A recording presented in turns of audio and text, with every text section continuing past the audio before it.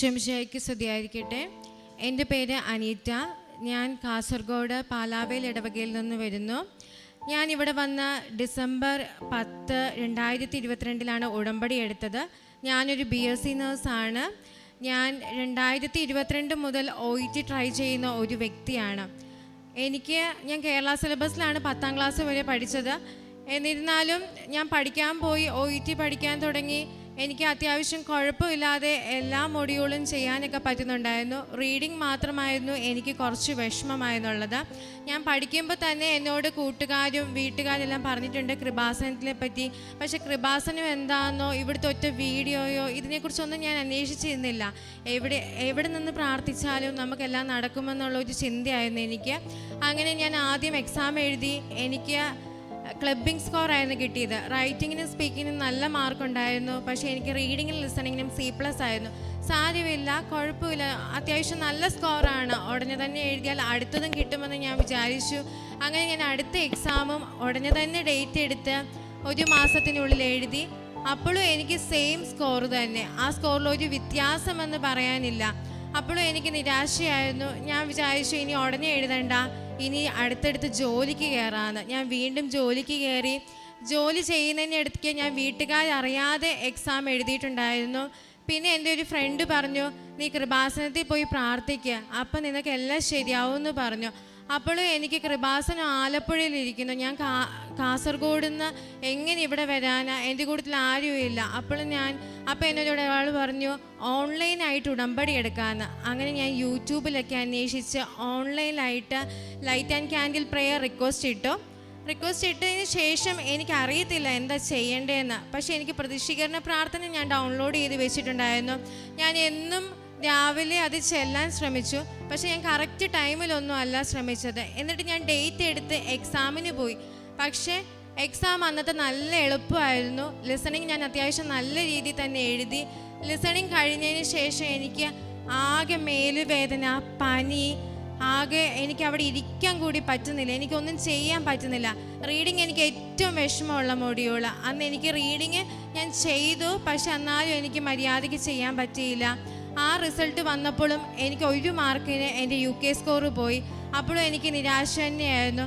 ഞാൻ അവിടുന്ന് റിസൈൻ ചെയ്യാൻ തീരുമാനിച്ചു. റിസൈൻ ചെയ്തിറങ്ങി. നന്നായിട്ട് ഇനി ഇത് OET കിട്ടുന്നവരെ പരിശ്രമിക്കാമെന്ന് തന്നെ വിചാരിച്ചു. അങ്ങനെ എനിക്ക് റൈറ്റിംഗ് സ്പീക്കിങ്ങിന് നല്ല മാർക്കുള്ളത് കൊണ്ട് ഞാനൊരു അക്കാഡമിയിൽ ഓൺലൈൻ ട്യൂട്ടറായിട്ട് ജോയിൻ ചെയ്തു.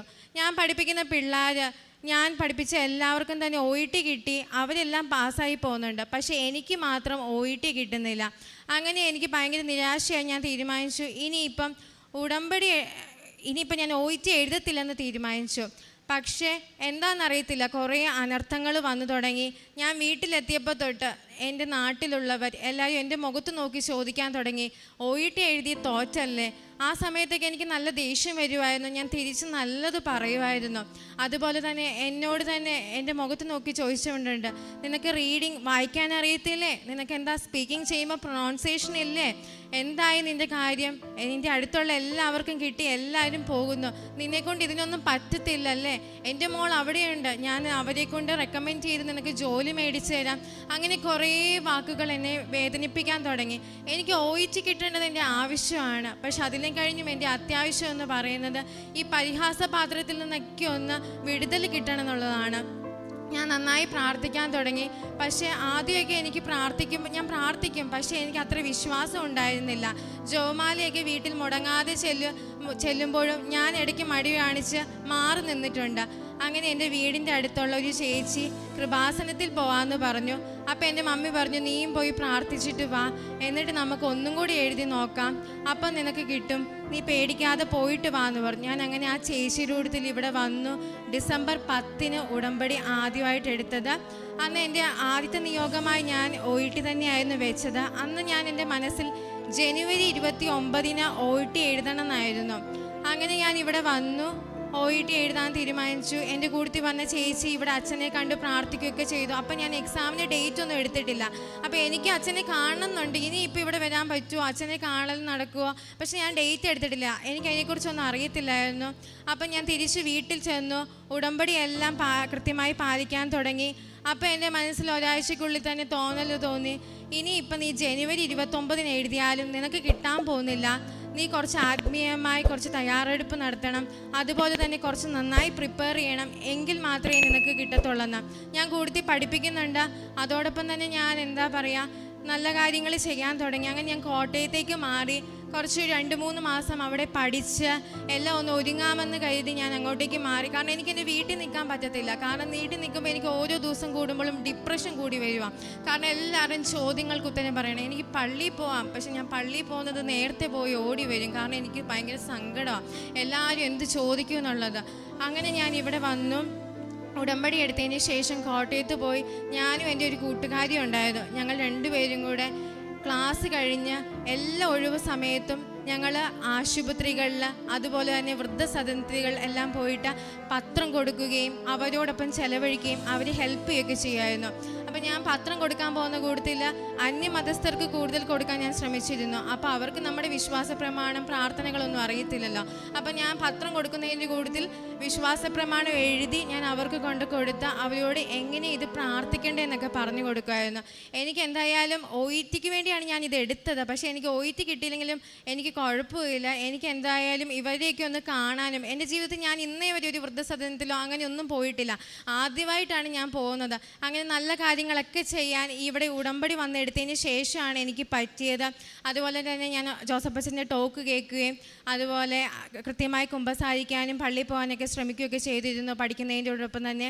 അപ്പം എനിക്കറിയാം എൻ്റെ മെറിറ്റും കൊണ്ട് എനിക്ക് എന്തായാലും കിട്ടത്തില്ല, ഗ്രേസും കൊണ്ട് മാത്രമേ കിട്ടത്തുള്ളൂ എനിക്ക് ഉറപ്പായിരുന്നു. അങ്ങനെ ഞാൻ തുടർന്ന് അവിടെ പഠിച്ചുകൊണ്ടിരുന്നു. അപ്പോൾ ഞാൻ മാർച്ച് ആദ്യം ഡേറ്റ് എടുത്താലോ ഫെബ്രുവരി അവസാനം ഡേറ്റ് എടുത്താലോ എന്നൊക്കെ എൻ്റെ മനസ്സിലുണ്ടായിരുന്നു. പക്ഷെ എന്താണെന്നറിയത്തില്ല, മാർച്ച് 25 തന്നെ ഡേറ്റ് എടുക്കണമെന്ന് ആരും എന്നോട് പറയുന്നത് പോലെ തോന്നി. അങ്ങനെ ഞാനും എൻ്റെ കൂട്ടുകാരിയും മാർച്ച് 25 ഡേറ്റ് എടുത്തു.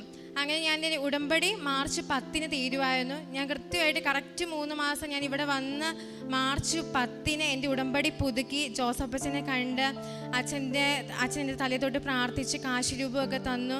ഞാൻ പോയി കൃത്യമായി പഠിക്കാൻ തുടങ്ങി. അത് കഴിഞ്ഞ് എനിക്ക് 25 എക്സാമാണ്.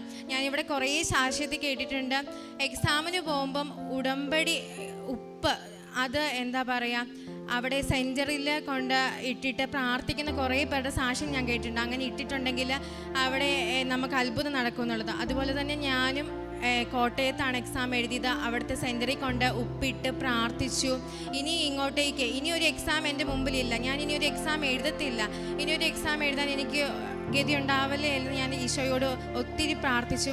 അതുപോലെ തന്നെ മാതാവിൻ്റെ കാശ് രൂപം ഞാൻ എൻ്റെ കഴുത്തിൽ കൊന്തയിട്ടിട്ടുണ്ടായിരുന്നു, മാതാവിൻ്റെ തൈലം ഞാൻ തേച്ചിട്ടുണ്ടായിരുന്നു.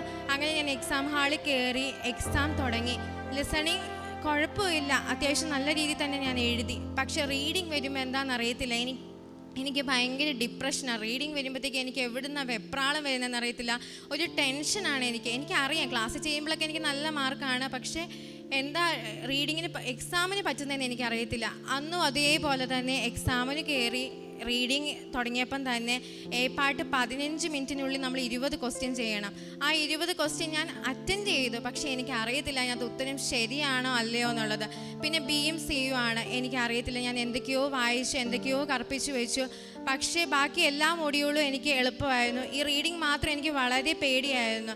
എനിക്കറിയാം എൻ്റെ മെറിറ്റും കൊണ്ട് എന്തായാലും എനിക്ക് കിട്ടത്തില്ലെന്നുള്ളത്.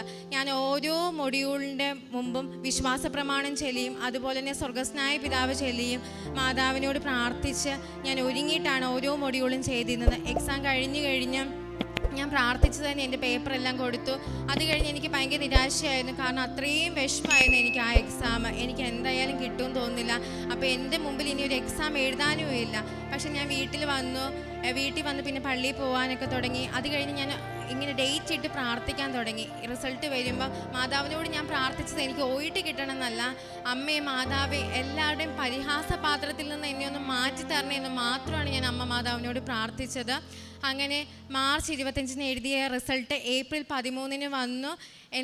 ആദ്യം ഞാൻ റിസൾട്ട് നോക്കിയപ്പോൾ എനിക്ക് കിട്ടുന്നില്ലായിരുന്നു. എൻ്റെ ചേച്ചി UK അവൾ എന്നെ വിളിച്ചു പറഞ്ഞു, എടി നിൻ്റെ റിസൾട്ട് വന്നു, നിനക്ക് എല്ലാ മൊഡ്യൂളിനും B ഗ്രേഡ് ഉണ്ടെന്ന്. അങ്ങനെ മാതാവ് എനിക്കൊന്നും അല്ലാത്തടത്ത് നിന്ന് എനിക്ക് എല്ലാ മൊഡ്യൂളിനും B ഗ്രേഡ് തന്ന് ന്യൂസിലാൻഡ്, ഓസ്ട്രേലിയ, UK, അയർലൻഡ് എവിടെ വേണമെങ്കിലും പോകാനുള്ള അനുഗ്രഹം മാതാവ് എനിക്ക് തന്നു. മാതാവ് തന്ന ഈ അനുഗ്രഹത്തിന് ഞാൻ 1000 നന്ദി പറയുന്നു. യേശുവേ നന്ദി.